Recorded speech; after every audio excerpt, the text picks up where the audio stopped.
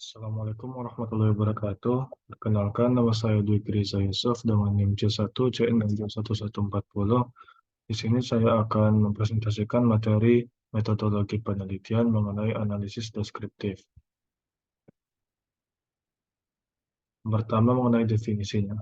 Analisis deskriptif adalah sejenis penelitian data yang membantu dalam menggambarkan, mendemonstrasikan, atau membantu meringkas poin-poin data sehingga pola-pola itu dapat berkembang yang memenuhi semua kondisi data.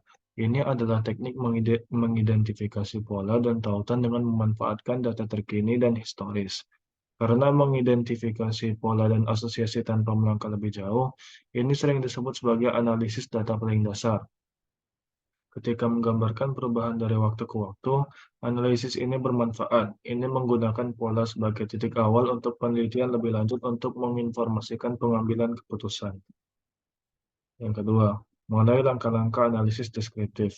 Dalam melakukan penelitian yang menggunakan proses metode analisis deskriptif, memiliki beberapa langkah-langkah yang dapat diikuti, antara lain yang pertama, melakukan perumusan masalah, menentukan jenis informasi atau data, menentukan prosedur pengumpulan data, melakukan pengolahan data, dan melakukan pengambilan keputusan berdasarkan hasil analisis data. Yang ketiga, mengenai metode analisis deskriptif. Berdasarkan Pestel analisis, analisis deskriptif dapat menggunakan 4 jenis metode. Yang pertama, pengukuran frekuensi. Tujuan dari mengukur frekuensi adalah mengetahui seberapa sering suatu peristiwa terjadi, seperti dalam hitungan atau presentasi. Yang kedua, pengukuran tendensi sentral. Pengukuran tendensi sentral adalah konsep yang digunakan untuk menggambarkan nilai tengah atau nilai pusat dari sekelompok data. Ada 3 jenis ukuran tendensi sentral yang umum digunakan, yaitu mean atau rata-rata, median atau nilai tengah, dan mode atau nilai yang paling sering muncul. Yang ketiga yaitu pengukuran dispersi. Pengukuran dispersi adalah teknik yang digunakan untuk mengukur seberapa jauh data tersebar dari nilai tengah atau rata-rata. Metode ini membantu dalam memahami seberapa bervariasi data yang dimiliki. Dan yang keempat, pengukuran posisi. Pengukuran posisi merupakan metode untuk mengidentifikasi posisi atau letak satu peristiwa dalam hubungannya dengan yang lain. Yang keempat, melengkapi analisis deskriptif. Adapun untuk melengkapi analisis deskriptif, kita dapat melakukan yang pertama, menentukan tujuan analisis, tujuan arah yang akan mereka ambil, hal-hal yang harus mereka abaikan, dan format di mana data harus disediakan. Yang kedua, mengumpulkan data setelah mengidentifikasi tujuan. Ini adalah fase kritis karena mengumpulkan data yang salah dapat membawa mereka jauh dari tujuan mereka. Yang ketiga, membersihkan data adalah tahap selanjutnya. Saat bekerja dengan kumpulan data besar, pembersihan data mungkin menjadi tantangan. Kebisingan kumpulan data yang berfungsi atau informasi yang tidak relevan mungkin mengacaukan temuan. Peneliti harus membersihkan data mengikuti spesifikasi untuk hasil yang dapat diandalkan. Yang keempat yaitu pendekatan analitis yang berbeda digunakan setelah data dibersihkan. Dalam bentuk ringkasan deskriptif yang mendalam, analisis deskriptif menyoroti karakteristik mendasar dari data. Yang kelima, setelah kumpulan data dianalisis, peneliti dapat menginterpretasikan temuan sesuai dengan tujuan. Analisis berhasil jika kesimpulannya sesuai dengan yang diharapkan. Jika tidak, mereka harus mencari kelemahan dalam strategi mereka dan mengulangi proses ini untuk mendapatkan hasil yang lebih baik.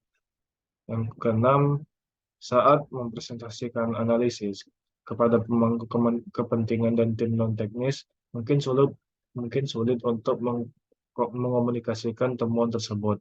Dan yang terakhir, visualisasi data membantu menyelesaikan tugas ini secara efisien.